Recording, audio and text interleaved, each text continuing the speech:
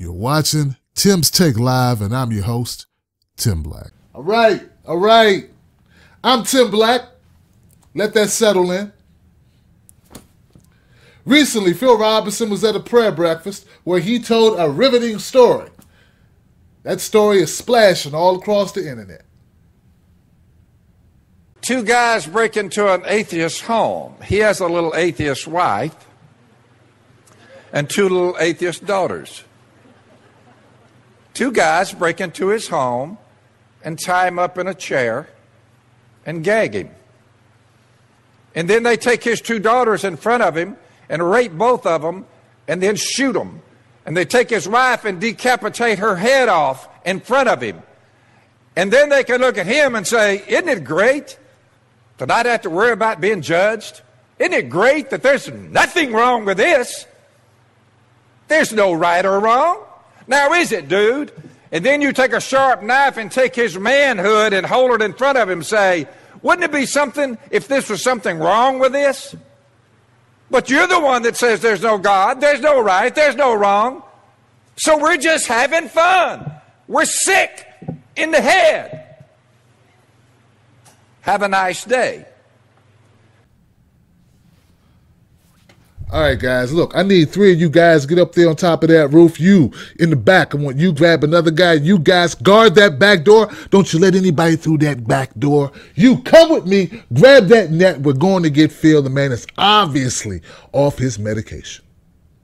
Lord, please don't let this be Phil giving us a reenactment of something he did before he found Jesus, because we all know Phil said he wasn't always a child of the Lord.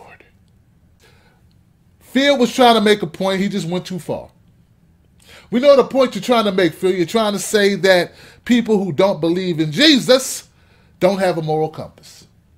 So anybody out there pretending like they don't understand this point, you're not being genuine. All right? So that's what Phil's trying to say. It's just that, Phil, you went too far.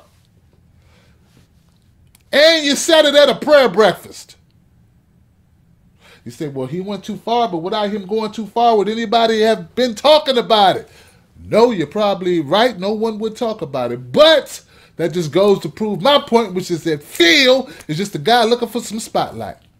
Phil wants to be a star, and he wants you to buy his duck apparel. It's less about the book or about God or about Jesus, and it's more about Phil helping Phil. And Phil got more Twitter followers than Kevin Hart. Can I get a witness? Or he's on his way to it. Come on, man. Is Phil even on Twitter? Well, Phil has a lot of social media people following him. Got people following him all around. They're buying his duck apparel, his duck hat, his duck gun, his Mossberg pump gun, all this stuff. All right, so that's what Phil's point of it is. Now, what I don't like are the people who are atheists who are acting like they don't understand Phil's point. That was his point he's trying to make, that you guys don't have a moral compass. Now, I don't agree. I don't think it takes a Bible to know you shouldn't cut off a guy's junk. If that's the case, then we got problems.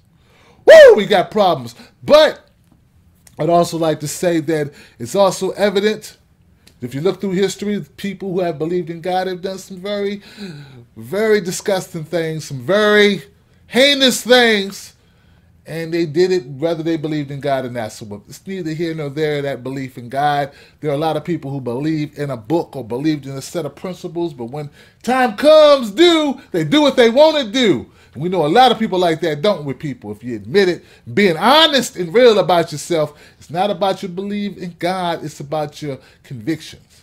I mean, come on, guys. I mean, I know you may be Phil supporters, but it's obvious the guy's timing couldn't be worse. He's talking about castration and rape at a prayer breakfast. What's next? Talks of lynching and cannibalism at baptisms?